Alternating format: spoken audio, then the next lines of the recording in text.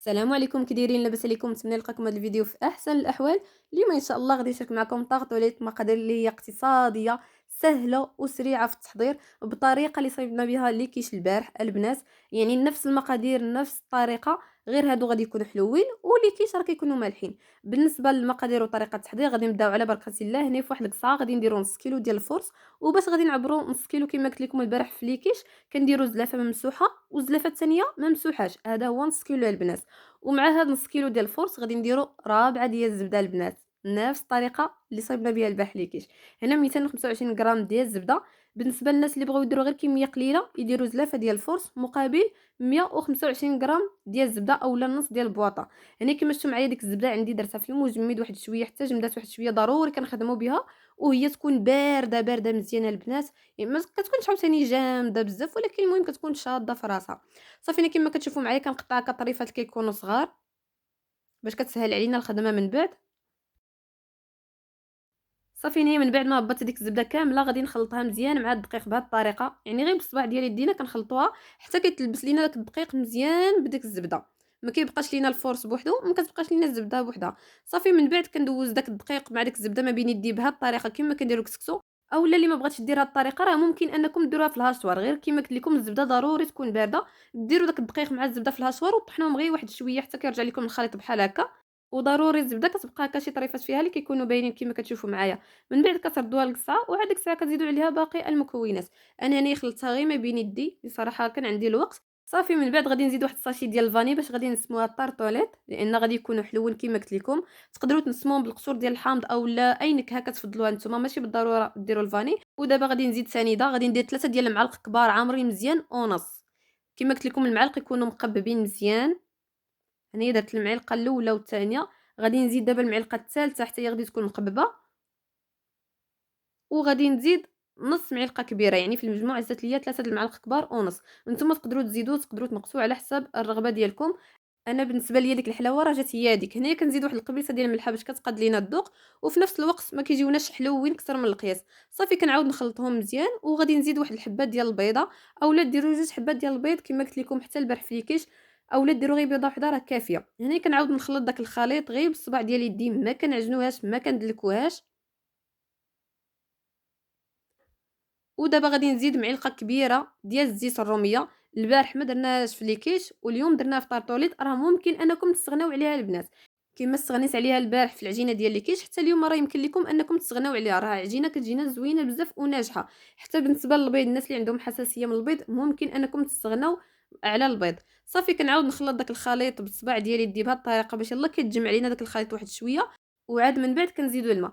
هنايا غادي ندير 2 معالق كبار ديال الماء. بالنسبه للمبتدئات من الاحسن يبقى يديروا غير معلقه معلقه، يعني غديري معلقه وتعاودي تجمعي داك الخليط وتزيدي معلقه حتى كتجمع لك العجينه. بالنسبه للعجينه البنات راه ما خصهاش تكون جاريه، راه ضروري كتكون شي شويه قاصحه. صافي وكما قلت لكم كنجمعوها غير بصباع ديال يدينا، ما كندلكوهاش باش هكا ملي كندخلوها الفران ما كتعاودش تجمع اولا تهبط. صافي كنبقى نجمع شويه بشويه وانا كنزيد الماء. كنجمعوها غير بهذه الطريقه البنات. صافي حتى كتجمع لينا ديك العجينه. بالنسبه للكميه ديال الماء اللي زدت ليا البنات انا زدت ليا 6 د المعالق كبار ونص. انت تقدر تهز لك غير 6، تقدر تهز لك غير 5 ونص، تقدر تهز لك حتى 7. يعني راه كتبقى تختلف على حسب النوعيه ديال الدقيق وكتبقى تختلف حتى على حسب البيض واش كبير ولا لا. صافي انا من بعد ما ساليت قسمت ديك العجينه على جوج كما شتي ودرتها في واحد البلاصيكات ودخلتهم للثلاجه تقريبا غير ما بين 3 حتى ل 5 ديال الدقائق كافيه. هنا كناخذ دوك الليمون ديال المادلين كنقلبهم كندهنهم مزيان بالزبده باش ما كيلصقوش ليا، ومن بعد كنرشهم بالدقيق. انا غادي نديرهم في هذا الليمون، يمكن لك ديريهم في دوك لي مول ديال لي كيش اولا اي مول عندك، كتبقى على حسب الرغبه ديالك انت. هنايا من بعد ما دازت ليا تقريبا واحد 4 ديال الدقائق بحال هكا. صافي كناخذ العجينه الاولى كنبقى نطلقها ما بين جوج ديال البلاستيكات. علاش كنديروا هذه الطريقه البنات ديما كنعاودها لكم باش هكا ما كنبقاش نكثروا الدقيق كل مره، لان ديك العجينه فيها الزبده وغادي يبقى تلصق لنا مع البوطاجي. هادشي علاش من الاحسن نديروا جوج ديال البلاستيكات. صافي كنبقى نطلقوا ديك العجينه كنرققوها واحد شويه، ما نرققوهاش عاوتاني كثار من القياس حتى تبقى تبان لينا الرخامه اولا البوطاجي. المهم كنرققوها واحد شويه. انا غادي نوريكم هنا من بعد ما طلقتها هانتوما البنات كتكون رقيقه ولكن ماشي عاوتاني رقيقه اكثر من القياس. صافي هنا كما شفتوا معايا من بعد ما طلقتها مزيان كنحيد ديك البلاستيكه وكناخذ هكا واحد السيرك اللي كيكون شويه كبير. صافي من بعد كنقطع به ديك العجينه. كما قلت لك يمكن لك ديري لي مول ديال لي كيش اولا اي مول كان عندك.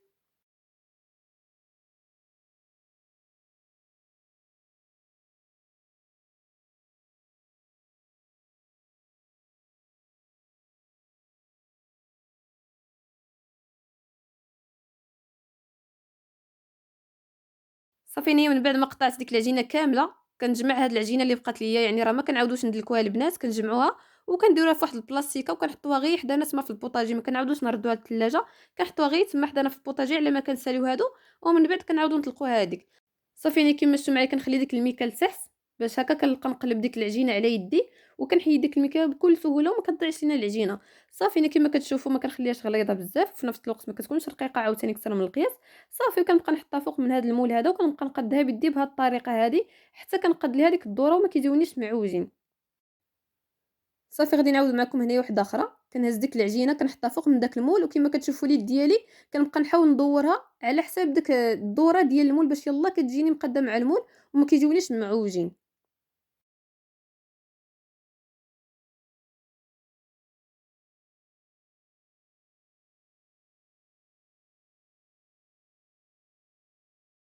صافي نيا كيما شفتوا معايا من بعد ما ساليت ديك العجينة بقاو خاصني واحد جوج. صافي كناخد ديك العجينة اللي بقات لينا كنعاودو نطلقوها بنفس الطريقة كيما قلت لكم بلا ما كندلكوها، العجينة ما تكونش غليظة وفي نفس الوقت ما تكونش عاوتاني رقيقة أكثر من القياس. من بعد كناخد واحد السيركل وكنبقى نقطعوه بهاد الطريقة. صافي من بعد كنزيدوهم فوق من داك ليمون، من بعد كناخد هكا واحد الفرشيطة وكنحاول نسكهم مزيان في الجناب ومن الفوق، المهم ما كنخليو حتى شي بلاصة باش ما كيتنفخوش لينا أكثر من القياس. من بعد غادي ندخلهم للفران اللي يكون مسخن من قبل، نقص عليهم العافية بحال كنطيبوا الصابلي، العافية تكون مهيلة بزاف ونخليوهم يطيبوا على خاطر خاطرهم. وبالنسبة لهاد العجينة اللي بقات ليا البنات غادي نديرهم في هاد المول ديال لي كيش، كناخد هكا واحد الإطار اللي كيكون مربع وكيكون كبير على داك المول. صافي وكنطراسي به العجينة. بالنسبة لهاد العجينة اللي بقات ليا هنايا في الجناب كيما قلت لكم في الأول ما كندلكوهاش، غير كنعاودو نجمعوها وكنديروها في البلاصيكة حتى من بعد ونعاودو نستعملوها. صافي كناخد ديك العجينة وكيما قلت لكم راه كتكون هي كبيرة شي شوية على داك المول باش يلاه كتجي معاه هو هذاك. صافي كنبقى نقادها بهاد الطريقة، كنقاد ليها دوك الجنيبات. صافي من بعد كنبقى نبرك عليها بهاد الطريقة هادي باش يلاه ديك العجينة كتاخد لينا الشكل ديال المول.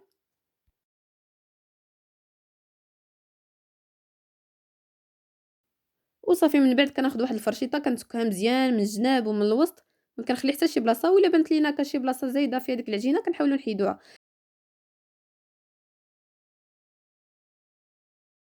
وهنايا خديت ديك العجينة التانية، هنايا من بعد ما كنقرب نسالي ديك العجينة الأولى كنجبد العجينة التانية باش هكا ما كتبقاش لينا باردة أكثر من القياس وكتبقى تفرتت لينا. صافي هنا كيما شفتوا معايا من بعد ما طلقت ديك العجينة رقيقة مزيان درت لها نفس الطريقة اللي درت البارح في ليكيش، كنستف داك الليمون كنديرهم هكا شي شوية متباعدين، من بعد كنطلق عليهم ديك العجينة هكا من الفوق، كنوفي واحد شوية ديال العجينة من الوسط يلاه كتجيني هي هذيك مع دوك الليمون. صافي وكنبقى نقطعهم هكا بيدي اولا ديروا بالدلاك اللي بغيتو. كنجمعوا هاد العجينة كنديروها في واحد البلاصيكة وصافي كنبقى نهزو هاد لي مول هادو كنقادو فيهم ديك العجينة مزيان، كنبقى نزيرو هكا يدينا باش يلاه ديك العجينة كتاخد لينا الشكل ديال المول. من بعد ما كنسالي كناخد واحد الفرشيطة كنتكهم مزيان، يمكن ليكم تعمروهم بالحمص كيما درنا البارح اولا اللوبيا اولا العدس، ومن بعد تدخلوهم الفران يطيبوا على عافية مهيلة حتى كيطيبوا على خاطرهم، ومن بعد تهبطوهم لتحت يتحمروا لان هادو ضروري خاصهم يتحمروا. هنايا من بعد ما طابوا ليا هادو الاولين ها نتوما شوفوا كنخليهم كيطيبوا على عافية مهيلة حتى كينشفوا لينا مزيان بحال الطريقة اللي كنديرو في الصابلي تمامًا، ضروري خاصهم ينشفوا. صافي ملي كينشفوا كنعرفوهم أنهم طابوا، من بعد كنهبطوهم لتحت وكنخليوهم يتحمروا كيما كتشوفوا العافية كتكون فوق منهم، وكنخليوهم يتحمروا على عافية مهيلة باش كيتحمروا على خاطرهم. هنايا من بعد ما تحمروا ليا دوك الطارطوليط كيما كتشوفوا راه كيتحيدوا بكل سهولة، ها نتوما كيجيو صراحة زويونين في الشكل ديالهم.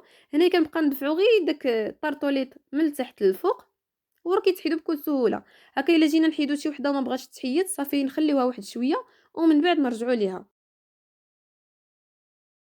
وصافي انايا من بعد ما حيدتهم كاملين كما كتشوفوا الشكل ديالهم صراحه كيجي زوين بزاف، ما كيجيوناش غلاظ بزاف وفي نفس الوقت ما كيجيوناش رقاق. كنخليوهم كيتحمروا كما قلت لكم على العافيه اللي هي مهيله باش ما كيتخطفوش، كيجي فيهم داك اللون هكا شويه مذهب.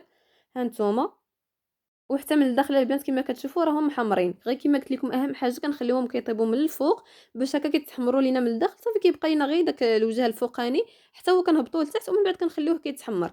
بالنسبه للطريقه ديال التخزين البنات كنخليوهم بعدا حتى كيبردوا مزيان، كناخذوا واحد البواطه اللي تكون كتسد يا اما بحال هذه اولا شي بواطه اللي تكون عندكم كتسد، من بعد كنستفوا فيها هكا دوك الطارطوليط كنديروا وحده فوق وحده، راه ما كيتهرسوش البنات غير ديروهم واخا ديروا حتى 10 ما كيوقع لهم حتى شي حاجه.